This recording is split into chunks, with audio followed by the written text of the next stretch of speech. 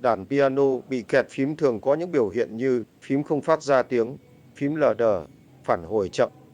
Video này sẽ hướng dẫn các bạn cách xác định nguyên nhân và cách khắc phục sự cố. Có 5 nguyên nhân chính gây ra tình trạng này. Để kiểm tra, trước tiên hãy mở nắp đàn, mở cửa trên của đàn, mở nắp bàn phím. 1. Kiểm tra độ ẩm. Nhấn pedal trái và từ từ thả ra. Nếu thấy nhiều búa đàn không trở về vị trí ban đầu, có thể đàn đã bị nhiễm ẩm. 2. Kiểm tra dạ giảm âm của pedal giữa. Nhấn vào nhả pedal giữa. Lấy tay đẩy các đầu búa vào, rồi thả ra và quan sát xem có búa nào bị mắc vào dạ giảm âm của pedal giữa không. 3. Kiểm tra các vị trí khớp máy. Weapon flange tại vị trí phím kẹt, dùng ngón tay chuyển động weapon lên xuống, cảm nhận xem có ma sát hay không. Nếu có ma sát, weapon flange đang bị kẹt. Jack flange tại vị trí phím kẹt, dùng vật mềm, đầu bút chì chẳng hạn, đẩy nhẹ gót jack xuống rồi thả ra. Jack phải trở về vị trí cũ ngay lập tức. Nếu jack không trở về hoặc di chuyển chậm, jack flange đang bị kẹt. Kiểm tra butt flange, dùng tay đẩy nhẹ đầu búa ở vị trí phím kẹt vào trong, sau đó từ từ thả tay ra. Nếu đầu búa không trở về vị trí cũ, butt flange đang bị kẹt. 4. Kiểm tra phím. Nhấc weapon lên, dùng ngón tay trỏ và ngón tay cái giữ gót phím và chuyển động phím lên xuống nhẹ nhàng đồng thời cảm nhận. Nếu thấy có ma sát, phím đang bị kẹt. 5. Kiểm tra các dây hỗ trợ chuyển động. Búa đàn được hỗ trợ chuyển động bởi dây cót và dây cương. Quan sát xem các dây này có bị tuột hay đứt không. Sau khi đã xác định được nguyên nhân gây ra kẹt phím, chúng ta sẽ tiến hành xử lý. 1. Để xử lý đàn piano bị nhiễm ẩm, cách tốt nhất là dùng máy hút ẩm hoặc bật điều hòa ở chế độ khô cho đến khi búa đàn hết kẹt.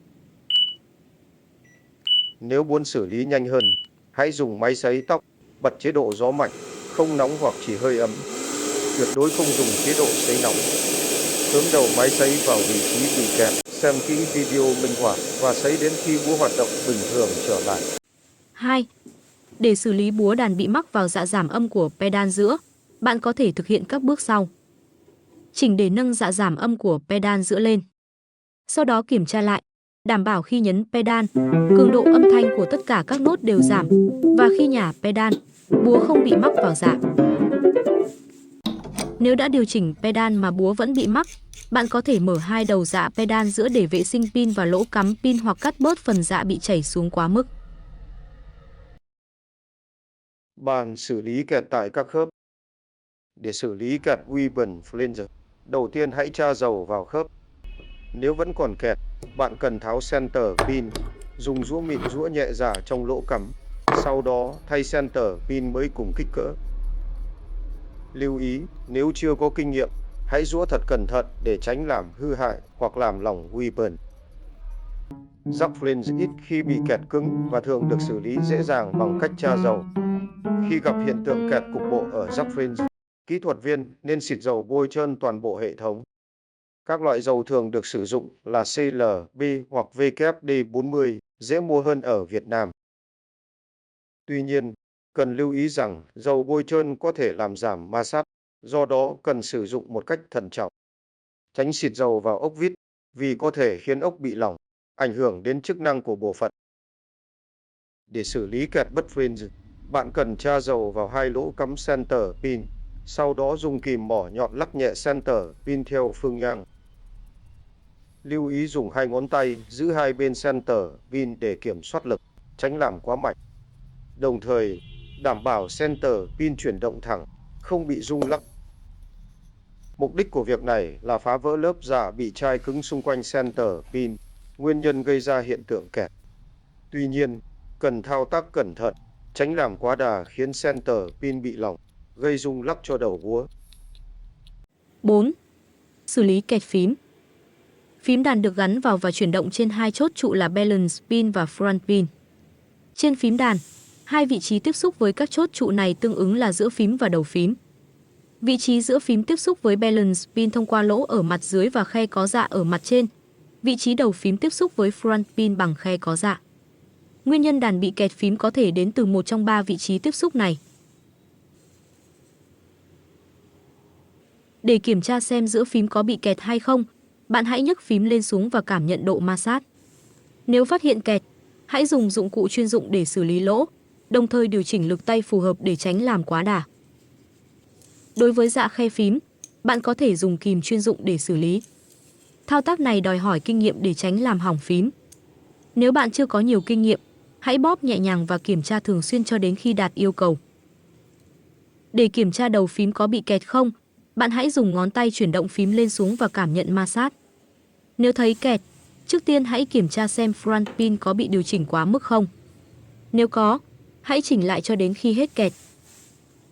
Trong trường hợp front pin vẫn ở vị trí chuẩn, bạn có thể dùng kìm chuyên dụng để bóp dạ. Hãy thực hiện thao tác này một cách từ từ và cẩn thận, đặc biệt là khi bạn chưa có nhiều kinh nghiệm. 5. Thay dây hỗ trợ chuyển động. Khi thay dây cót, bạn cần cạo sạch phần dây cũ trước khi thay dây mới. Công việc này đòi hỏi sự tỉ mỉ và kiên nhẫn hơn là kỹ thuật. Lưu ý điều chỉnh lại điểm tiếp xúc giữa đầu búa và dây đàn sau khi thay dây cót, vì thao tác này có thể làm thay đổi vị trí tiếp xúc. Khi thay dây cương cho đàn piano, nhiều kỹ thuật viên thường chọn phương pháp rút gọn để tiết kiệm thời gian. Thay vì tháo catcher và luồn dây vào bên trong như thiết kế ban đầu, họ dán dây ngay phía ngoài. Cách này tuy không đúng chuẩn kỹ thuật nhưng giúp rút ngắn thời gian đáng kể, tiết kiệm chi phí cho khách hàng mà hầu như không ảnh hưởng đến chất lượng. Tuy nhiên, cần lưu ý đo và cắt dây cẩn thận để đảm bảo độ đồng đều. Việc chỉnh dây cương sau khi thay cũng đòi hỏi sự tỉ mỉ, chính xác. Nếu chỉnh sai, cảm giác phím sẽ bị ảnh hưởng, đặc biệt với những tác phẩm có sử dụng pedal trái. Hy vọng video này sẽ hữu ích cho các bạn. Nếu có bất kỳ thắc mắc nào, hãy để lại ở phần bình luận bên dưới. Tôi sẽ cố gắng trả lời sớm. Năm mới, chúc các bạn và gia đình luôn mạnh khỏe và hạnh phúc.